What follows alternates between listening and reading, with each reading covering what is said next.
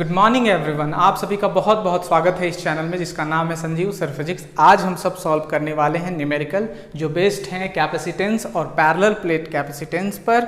हम सब इस वीडियो में सॉल्व करेंगे बहुत सारा न्यूमेरिकल जो capacitor, parallel plate capacitor, series parallel, energy stored bye capacitor पर आधारित हैं। अभी तक अगर आपने चैप्टर 2 के वीडियोस को नहीं देखा तो उन वीडियोस को आप देख सकते हैं, लिंक डिस्क्रिप्शन में दिया जा रहा है। पहले उन वीडियोस को आप जरूर देख लें ताकि कॉन्सेप्ट क्लियर हो सके। इस वीडियो के बाद हम सब एक नया चैप्टर शुरू करेंगे। तो चलिए शुरू करते हैं आज का वीडियो।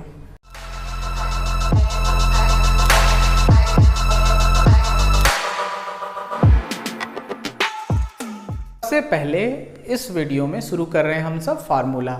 इंपॉर्टेंट फार्मूला क्या क्या था कैपेसिटर में? कैपेसिटेंस का सबसे पहले इंपॉर्टेंट फार्मूला, जो पहला फार्मूला था, बेसिक फार्मूला C = Q/V था, जहां पर C कैपेसिटेंस था, Q charge, magnitude of charge था और V क्या था?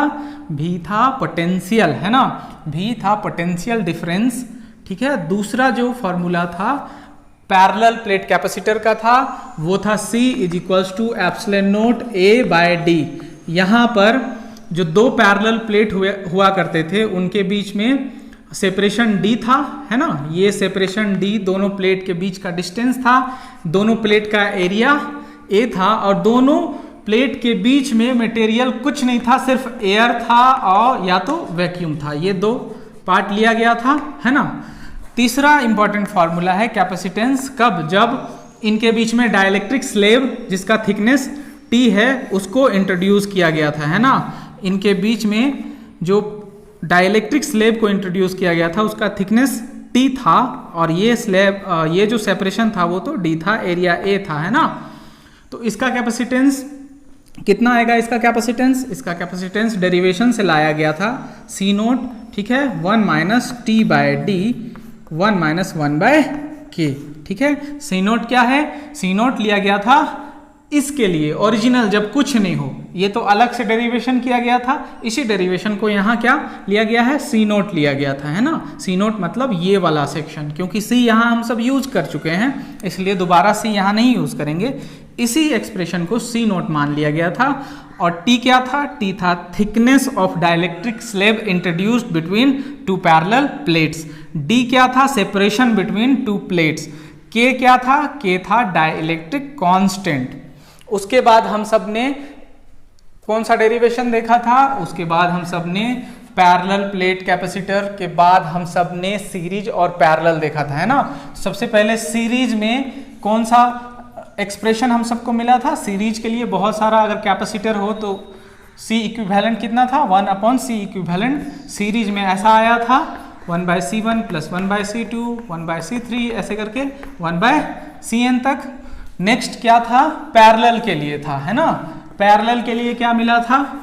पैरेलल के लिए मिला था C equivalent C1 + C2 + C3 ऐसे करते Cn तक। उसके बाद नेक्स्ट फार्मूला क्या था? नेक्स्ट फार्मूला था energy stored bye capacitor. Energy stored bye parallel plate capacitor. तो कितना एनर्जी स्टोर करता था कैपेसिटर? इसके लिए फार्मूला क्या था? इसके लिए फार्मूला था ½ Q²/C। दूसरा फार्मूला क्या था? ½ CV²। और तीसरा फार्मूला क्या था? VQ का फार्मूला था, है ना। सो ये कुछ इंपॉर्टेंट फार्मूला हैं जिनको आपको ध्यान में रखना चाहिए पैरेलल प्लेट कैपेसिटर या कैपेसिटर से रिलेटेड न्यूमेरिकल को सॉल्व करने से पहले। ठीक है। तो सबसे पहला क्वेश्चन हम सबको शुरू करना है। तो पहला क्वेश्चन शुरू करने से पहले अगर आप इस चैनल पर नए हैं तो इस चैनल को आप सब्सक्राइब कर सकते हैं। सबसे इजी क्वेश्चन हम सब लेकर चलते हैं, इजी क्वेश्चन लेंगे, उसके बाद डिफिकल्ट की ओर बढ़ेंगे। सबसे पहला क्वेश्चन आपके स्क्रीन पर, तो सबसे पहला क्वेश्चन आपके स्क्रीन पर दिख रहा होगा। Find the potential of A sphere having charge 5 microcoulomb and capacitance 1 nanofarad, है ना। यहाँ चार्ज दे दिया है 5 माइक्रोकूलम और कैपेसिटेंस 5 कैपेसिटेंस कितना दिया है? कैपेसिटेंस दिया है 1 नैनोफैराड, है ना। कैपेसिटेंस 1 नैनो फैराड दिया हुआ है। 1 नैनो फैराड मतलब 1 × 10⁻⁹ फैराड होता है, ठीक है। और 5 माइक्रोकूलम मतलब 5 × 10⁻⁶ कूलम होता है। सो यहाँ कैपेसिटेंस आपको दिया हुआ है, चार्ज भी दिया है, पोटेंशियल निकालना है। सो भी क्या हो जाएगा, Q/C। Q क्या है 5 × 10⁻⁻⁶ और C कितना है 1 × 10⁻⁹। सो 5 × 10⁻, ये कितना हो जाएगा, ये +9 -6 यानी 3, और ये हम सब निकाल रहे हैं पोटेंशियल, तो हो जाएगा वोल्ट। ये पहला का सॉल्यूशन है। दूसरा क्वेश्चन हम सब देखेंगे, दूसरा क्वेश्चन सॉल्व करना है। दूसरा क्वेश्चन आपके स्क्रीन पर दिख रहा होगा। क्वेश्चन क्या है, क्वेश्चन है find the capacitance of an isolated sphere of radius 15 centimetre. 15 centimetre radius दिया हुआ है आइसोलेटेड स्फीयर का, है ना। दूसरा क्वेश्चन हम सब चल रहे हैं, इसमें आपको कैपेसिटेंस निकालना है। तो कैपेसिटेंस क्या हुआ करता था आइसोलेटेड स्फीयर का, 4πε0 टाइम्स रेडियस, है ना। और 15 सेंटीमीटर में कितना मीटर हो जाएगा, 10⁻⁻² मीटर, ठीक है। सो कैपेसिटेंस ये कितना होता है, इसका बताया गया था 1/4πε0 होता है 9 × 10⁻9 यूनिट, है ना, यूनिट होता है उसका। सो 4πε क्या 1/9 × 10⁻9 लिखेंगे। और रेडियस कितना दिया हुआ है, रेडियस है 15 × 10⁻⁻²। इसको सॉल्व कर देना है आपको, ठीक है। 15/9 और ये 10⁻, कितना हो जाएगा -11। इसको सॉल्व करेंगे, जो भी आंसर आएगा वो आपको फैराड में आ जाएगा, ठीक है। सो ये दूसरा क्वेश्चन का सॉल्यूशन हो गया। तीसरा क्वेश्चन हम सब चलते हैं, जो NCERT का भी है क्वेश्चन। इस क्वेश्चन को आपको देखना है, ये बहुत ही आसानी से बनेगा, थोड़ा सा इसमें दिमाग लगाना है। A slab of material of dielectric constant K has the same area as the parallel plate capacitor but has a thickness 3d/4 where d is the separation of the plate. How is the capacitance changed when the slab is inserted between the plates, है ना। यहाँ thickness दे दिया है 3d/4, 3d/4। सो आपको यहाँ पर capacitance निकालना है। कैपेसिटेंस का फॉर्मूला क्या हुआ करता था, जब पैरेलल प्लेट कैपेसिटर में डाइलेक्ट्रिक इंट्रोड्यूस किया गया था, वो फॉर्मूला हुआ करता था C0 1 - T/d 1 - 1/K, है ना। सो यहाँ पर आपको कुछ नहीं करना है, T का वैल्यू इतना पुट कर देना है, जो कैपेसिटेंस आएगा वही आंसर हो जाएगा, है ना। C0 1 - T के जगह में 3d/4 रख देना है, और ये d ऑलरेडी था 1 - 1/K। ये क्या हो जाएगा, ये हो जाएगा C0 और ये 1 - ये तो आपका डी कैंसिल हो जाता, 3/4 ब्रैकेट को भी आपको तोड़ देना है, प्लस ये क्या हो जाएगा 3/4K, ठीक है। ये हो गया, इसको आपको सॉल्व करना है। सो इसको आप जब सॉल्व करेंगे, C = C0, यहाँ कुछ लेना पड़ेगा LCM, ये सब्ट्रैक्ट हो जाएगा 1, तो क्या हो जाएगा 4 - 3/4, तो 4 - 3 1/4, ये 1/4 प्लस 3/4K, ये हो जाएगा। LCM जब आप लेंगे तो ये क्या हो जाएगा, इसका LCM हो जाएगा 16K, 16, ये क्या हो जाएगा, ये हो जाएगा, ये आप करते तो 4K आ जाएगा, 4K प्लस ये डिवाइड करेंगे तो आ जाएगा 4, है ना। 4 × 3 12, ठीक है। और ये तो आपका C0 है, ये हो जाएगा आपका C0, और ये इससे आप कॉमन कर सकते थे, 4 कॉमन करते तो क्या हो जाता, ये हो जाता K प्लस 3 16K, और ये 4 हो गया। इसको जब आप इन्वर्ट कर देते तो क्या हो जाता 4K C0 और ये K प्लस 3।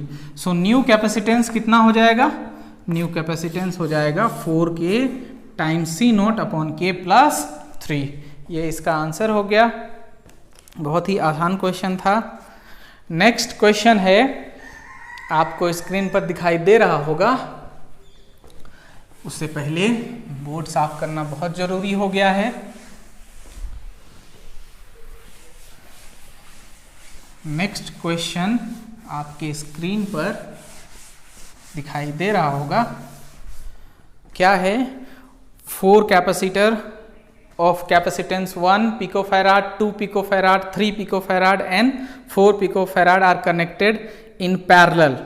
ठीक है, सारे कैपेसिटर पैरेलल कनेक्ट किए गए हैं। पहला इसमें निकालना है capacitance of combination of capacitor, और दूसरा charge on each capacitor if the combination is connected to 200 volt, है ना।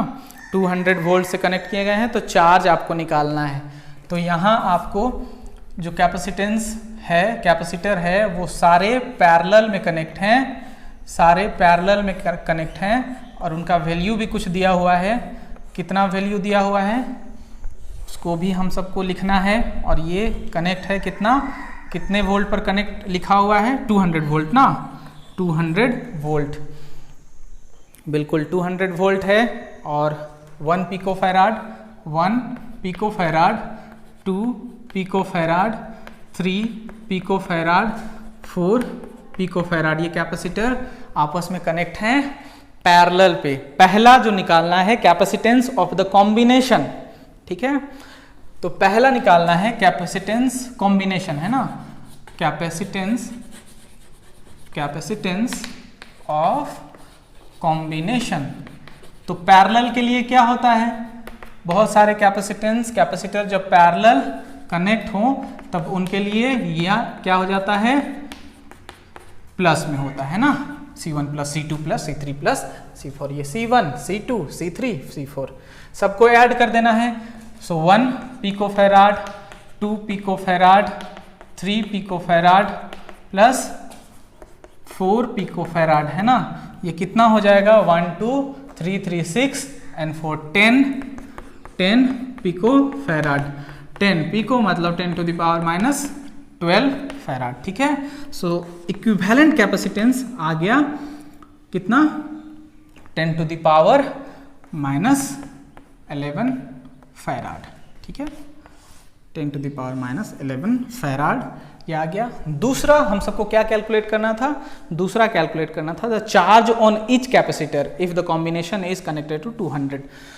चार्ज निकालना है ना। सो मान लीजिए यहाँ चार्ज Q1, Q2, Q3, ठीक है, Q4, ठीक है। आप इसको नीचे भी बना सकते थे, ठीक है, इस पर नीचे भी बना सकते थे। इस पर चार्ज मान लीजिए Q1 है, इस पर चार्ज Q2 है, इस पर चार्ज Q3 है और इस पर चार्ज Q4 है। और सभी पे सप्लाई जो है वो 200 वोल्ट है, क्योंकि पैरेलल है तो सभी में 200 वोल्ट मिलेगा, सबको 200, क्योंकि सबका एक एंड पॉजिटिव के साथ और सबका एक दूसरा एंड नेगेटिव के साथ, तो सबको 200 वोल्ट मिलेगा, ठीक है। सो इसमें आपको सभी में चार्ज निकालना है। सो यहाँ बी क्वेश्चन सोल्व कर रहे हैं। यहाँ आपको चार्ज अक्रॉस 1 पिकोफैराड कैपेसिटर लिखेंगे। चार्ज अक्रॉस 1 पिकोफैराड कैपेसिटर कितना हो जाएगा? क्या है फॉर्मूला कैपेसिटेंस का? कैपेसिटेंस का फॉर्मूला है C इक्वल्स टू Q/V। तो Q इक्वल्स टू क्या हो जाएगा? CV, है ना। सो ये हम सब मान चुके हैं Q1 इसको, है ना, CV। तो C कितना यहाँ है? इसको भी आप इसका नाम दे सकते हैं। इसका नाम क्या था? C1, इसका नाम है C2, इसका नाम है C3, ठीक है, इसका नाम है C4, ठीक है, ये C3 है और ये C4 है, सबका नाम दिया गया है पहले वहाँ, ठीक है।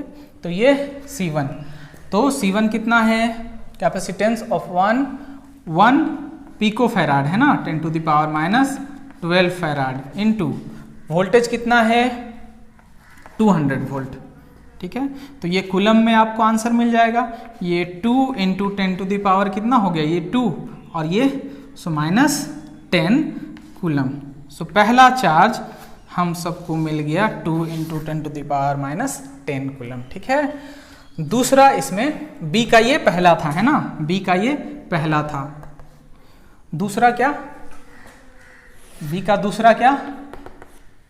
चार्ज अक्रॉस, ठीक है, 2 picofarad capacitor, charge across 2 picofarad capacitor कितना हो जाएगा, यहाँ हम सब इसको Q2 लेके चले हैं तो C2 कितना है, दूसरा है 2 पिकोफैराड, 2 × 10⁻⁻12 फैराड इंटू V200, ठीक है। और फिर से ये क्या हो जाएगा, ये हो जाएगा 4 × 10⁻10 कूलम। सो Q2 मिल गया। और तीसरा क्या हो जाएगा, फिर से उसी तरह करना है, चार्ज अक्रॉस 3 पिकोफैराड कैपेसिटर। तो क्या हो जाएगा, Q3 क्या है, C3V। C3 कितना है, C3 है हमारा 3 पिकोफैराड, 3 × 10⁻12 फैराड इंटू 200 है ना। ये हो जाएगा आपका 6 × 10⁻10 कूलम, ठीक है। और एक बच गया 4 आपको देखना है, 4 क्या हो जाएगा, charge across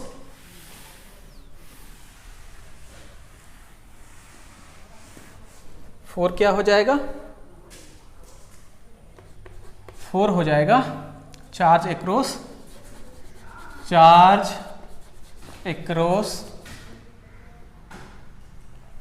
4 picofarad capacitor, charge across 4 picofarad capacitor. क्या हो जाएगा ये, तो ये है Q4 C4V, ठीक है। C4 कितना है, 4 × 10⁻12 फैराड इंटू 200 वोल्ट, ठीक है। तो यहाँ सभी जगह वोल्ट तो लगेगा ही, है ना, सभी जगह वोल्ट लगेगा, ठीक है। ये छूटता जा रहा था, क्या हो जाएगा, ये 8 × 10⁻10 कूलम।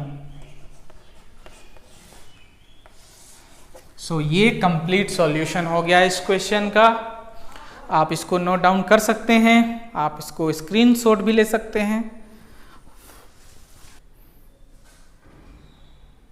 नेक्स्ट क्वेश्चन आपको दिख रहा होगा, calculate the equivalent capacitance of the combination shown in the given figure. और C1 दिया है 5 माइक्रोफैराड, C2 दिया है 10 माइक्रोफैराड और C3 दिया है 3 माइक्रोफैराड, है ना। यहाँ फिगर आपको दिया हुआ है, इस पर आपको इक्विवेलेंट कैपेसिटेंस निकालना है और इस पर कैपेसिटेंस का वैल्यू भी दिया हुआ है। ये आपका C3 दिया हुआ है, यहाँ आपका इसका वैल्यू भी दिया गया है, C1 C2 C3। ये है C1, ये है C2, ये है C3। C1 का वैल्यू है 5 माइक्रोफैराड, C1 का वैल्यू है 5 माइक्रोफैराड, C2 का वैल्यू है 10 माइक्रोफैराड और C3 का वैल्यू है 3 माइक्रोफैराड। C3 का वैल्यू 3, यहाँ लिखते हैं 3 माइक्रोफैराड। इसका इक्विवेलेंट कैपेसिटेंस आपको निकालना है ना। Calculate the equivalent capacitance. तो इक्विवेलेंट कैपेसिटेंस निकालना बहुत आसान है, आपको पता है ये दोनों सीरीज में है, तो ये दोनों सीरीज में है, तो सीरीज के लिए 4C1 and C2 दोनों क्या है, ये दोनों सीरीज में है। तो सीरीज के लिए कैलकुलेशन क्या होता है, सीरीज के लिए 1/C equivalent 1/C1 plus 1/C2 हो जाता है, ठीक है। तो इसका शॉर्टकट फॉर्मूला क्या था, C इक्विवेलेंट का C1 प्लस C2। इसको आप सॉल्व करेंगे तो ये मिल जाएगा। इसमें आपको वैल्यू गिवन है, C1 का वैल्यू कितना है 5, है ना, 5 माइक्रोफैराड इंटू C2 का वैल्यू, अभी इसको नहीं SI यूनिट में चेंज नहीं कर रहे, बाद में ही चेंज कर देंगे, 10 माइक्रोफैराड। और ये हो जाएगा 5 माइक्रोफैराड प्लस 10 माइक्रोफैराड, ये कितना हो जाएगा, ये हो जाएगा 50 माइक्रोफैराड और ये हो गया 15 माइक्रोफैराड, ठीक है। सो ये आप इसका वैल्यू क्या मिल जाएगा आपको, यहाँ एक कन्फ्यूजन आपको हो सकता है, ये मल्टीप्लाई होके यूनिट का तो स्क्वायर हो गया है ना। तो इस तरह का अगर आपको क्वेश्चन हो तो आप पहले यूनिट ना लिखे, या फिर यहाँ यूनिट लिखकर स्क्वायर लिखकर एक यूनिट को कैंसिल कर सकते हैं, ठीक है। इस तरह के क्वेश्चन में आप यूनिट नहीं लिखेंगे, एकदम सीधे न्यूमेरिकल वैल्यू लिखेंगे तो आपको आसानी होगी। जैसे ये हो गया 5 × 10, 5 प्लस 10, ठीक है। दोनों तरीके से बन सकता है, उससे भी बन जाएगा। ये हो जाएगा 50 और ये हो जाएगा 15। सो ये कितना हो जाएगा ना, ये कितना हो जाएगा 3 और ये 10। सो 10/3 कितना माइक्रोफैराड। सो C इक्विवेलेंट निकल गया 10/3 माइक्रोफैराड।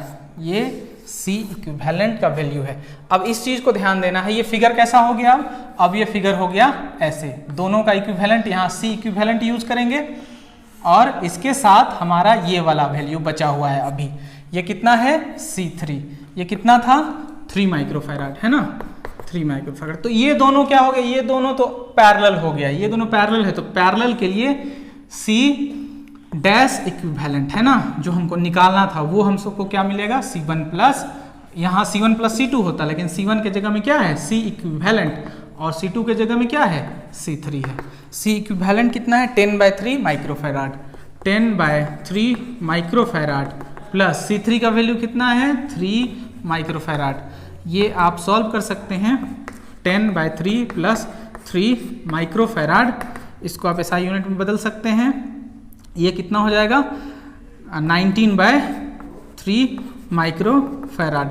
सो 19/3 इंटू 10⁻⁻6 फैराड। ये आपका आंसर हो जाएगा 19/3 माइक्रोफैराड, 19/3 इंटू 10⁻⁻6 फैराड, ठीक है।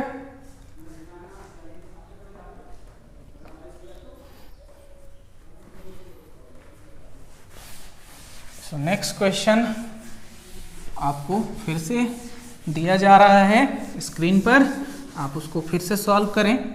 नेक्स्ट क्वेश्चन है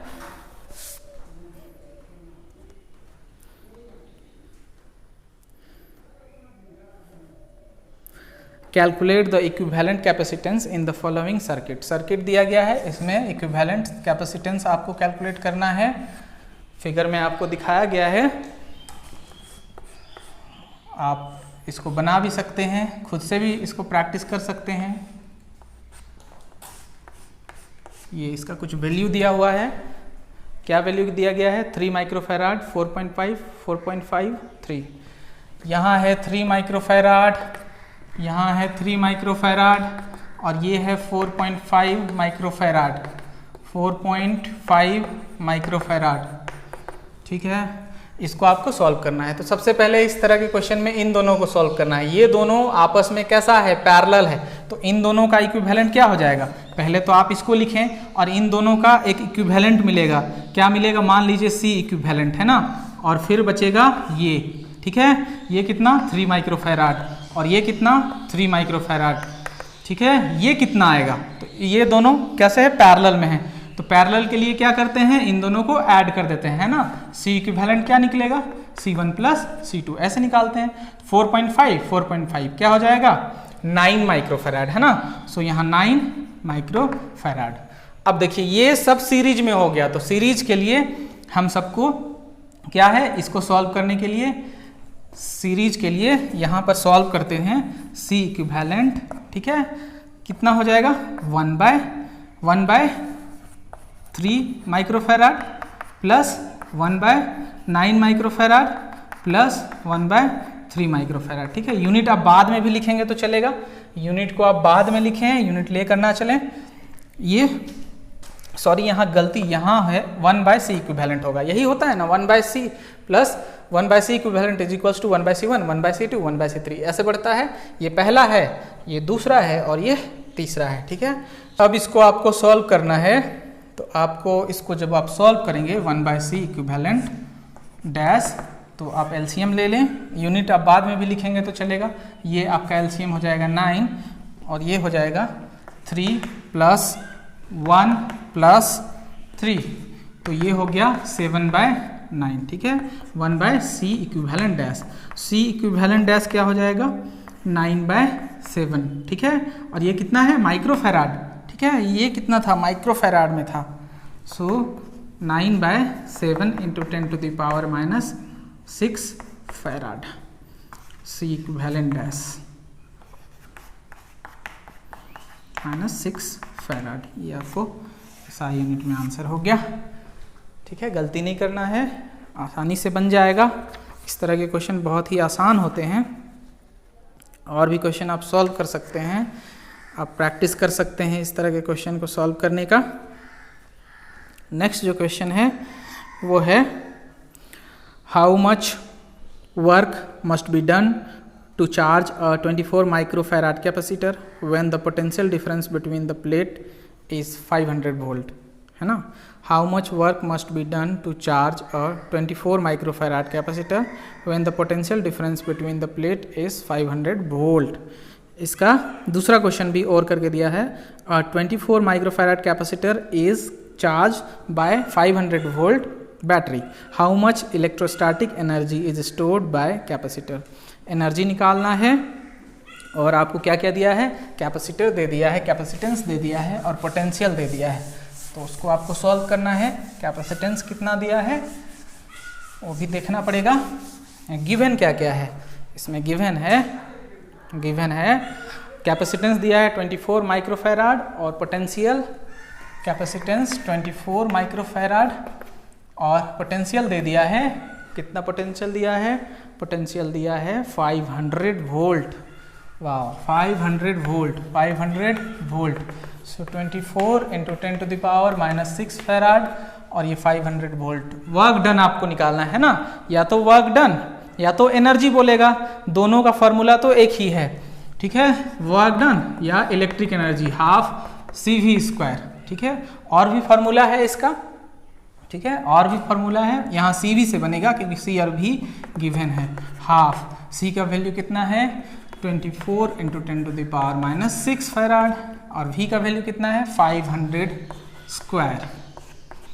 सो ये हो जाएगा 12 into 10 to the power -6 into 25 into 10 to the power कितना हो जाएगा 4, ठीक है। इसको आप सॉल्व कर सकते हैं, ठीक है।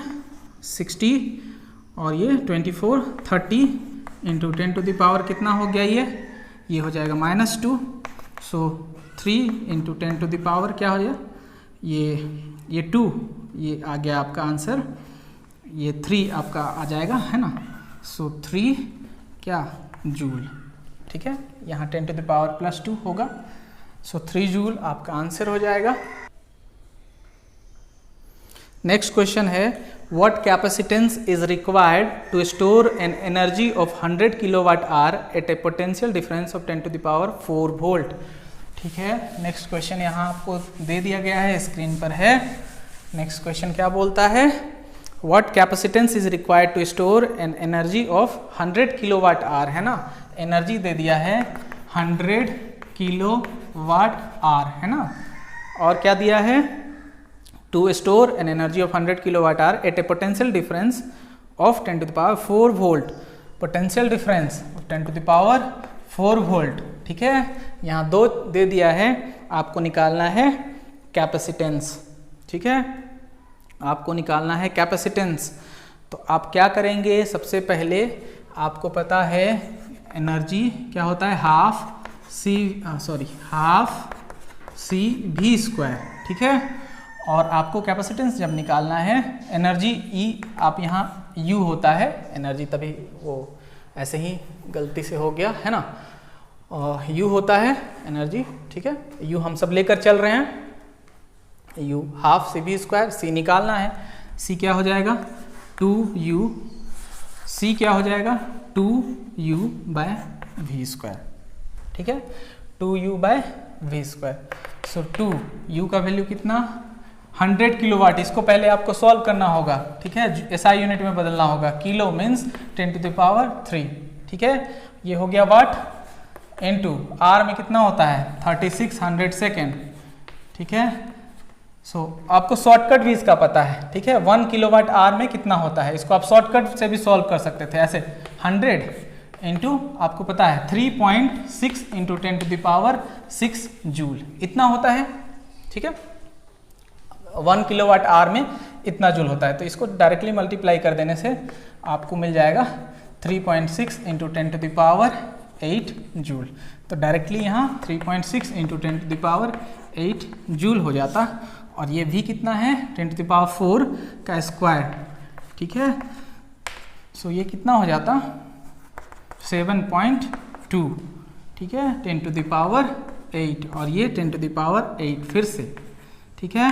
सो 7.2 और निकाल क्या रहे थे, कैपेसिटेंस फैराड, ठीक है। So C is equals to 7.2 farad. ये आपको कैपेसिटेंस का आ गया आंसर। तो इसी तरह से आप और भी क्वेश्चन सॉल्व कर सकते हैं। अगर ये वीडियो आपको पसंद आया तो आप इस वीडियो को लाइक कर सकते हैं। CBSE में और भी क्वेश्चन पूछे जाते हैं जैसे कि पैरेलल प्लेट कैपेसिटर से। तो पैरेलल प्लेट, जैसे नेक्स्ट क्वेश्चन आपको बताया जा रहा है स्क्रीन पर, the plate of A parallel plate capacitor 100 centimetre square each and are separated by 2 millimeter. The capacitor is charged by 100 volt supply. Find energy stored by capacitor. बहुत ही easy question है। इसी तरह के क्वेश्चन आपको दिए जाते हैं और भी क्वेश्चन आप प्रैक्टिस कर सकते हैं। क्या क्या गिवन है इस क्वेश्चन में? इस क्वेश्चन में दिया हुआ है the plate of A parallel plate capacitor 100 centimetre square etch है ना, मतलब 100 एरिया कितना है 100 सेंटीमीटर स्क्वायर। और क्या गिवन है? और गिवन है सेपरेटेड बाय 2 मिलीमीटर, डी है 2 मिलीमीटर, ठीक है। और नेक्स्ट क्या है, capacitor is charge 100 volt supply, ठीक है, 100 वोल्ट सप्लाई, 100 वोल्ट। अब यहाँ हमको निकालना है एनर्जी स्टोर्ड, फिर से U निकालना है, ठीक है। तो U निकालने के लिए हम सबको पता है हाफ CV स्क्वायर, भी पता है C निकालना होगा, है ना। और यहाँ गिवन है पैरेलल प्लेट कैपेसिटर, ठीक है। सो पैरेलल प्लेट कैपेसिटर, उससे पहले इसको आप SI में बदल लीजिए। 100 और ये सेंटीमीटर स्क्वायर, तो क्या हो जाएगा, इसको मीटर स्क्वायर में बदलना है। तो कैसे चेंज करेंगे, 1/10 टू द पावर 2, ये मीटर हो जाता, ठीक है, ये स्क्वायर हो जाता, तो ये क्या हो जाता 100 इंटू 10 टू द पावर, ये क्या हो जाता 4, मतलब -4, ठीक है, मीटर स्क्वायर। सो इसको आप लिख सकते थे, इसको आप सॉल्व करके लिख सकते थे 10 टू द पावर, ये क्या है 2, ये -2 मीटर स्क्वायर, और ये आपको millimetre, 2 into 10 to the power -3 metre, ये तो SI में ही है। So capacitance of parallel plate capacitor, capacitance of parallel plate capacitor, parallel plate capacitor कितना होता है, C is equals to epsilon naught A by D, ये होता है। हम सबको पहले C निकालना है। एप्सिलॉन नॉट का वैल्यू कितना होता है 8.854 into 10 to the power -12 unit, ठीक है, यूनिट यूज नहीं कर रहे हैं, सब SI यूनिट में है। A का वैल्यू निकल चुका है 10 टू द पावर -2, और D का वैल्यू कितना है 2 इंटू 10 टू द पावर -3। आप इसको सॉल्व कर सकते हैं, ये कितना हो जाता 4.42, अप्रोक्स इतना ही होगा, इंटू 10 टू द पावर, ये कितना हो जाएगा -14, ठीक है, -14, और ये -11 हो जाता, ठीक है। सो -11 और ये क्या हो जाएगा फैराड। C का वैल्यू हम सबको मिल गया। C का वैल्यू जब मिल गया तो एनर्जी स्टोर्ड कितना होगा, half CV square, half C का वैल्यू कितना है, C का वैल्यू अभी आया है 4.4 into 10 to the power -11 into V का वैल्यू कितना है 100, तो 100 का स्क्वायर 10 टू द पावर 2 का स्क्वायर 10 टू द पावर 4। सो ये क्या हो जाएगा 2.2 इंटू 10 टू द पावर कितना हो जाता, ये -7 जूल। सो ये एनर्जी स्टोर्ड बाय कैपेसिटर। सो ये वीडियो आपको पसंद आया तो आप इस वीडियो को लाइक कर सकते हैं। अगर आप हमारे चैनल पर नए हैं तो इस चैनल को सब्सक्राइब कर सकते हैं। आप हमारे FB पेज पर भी जुड़ सकते हैं, लिंक डिस्क्रिप्शन में दिया गया है। Thank you so much for watching this video. Thank you so much.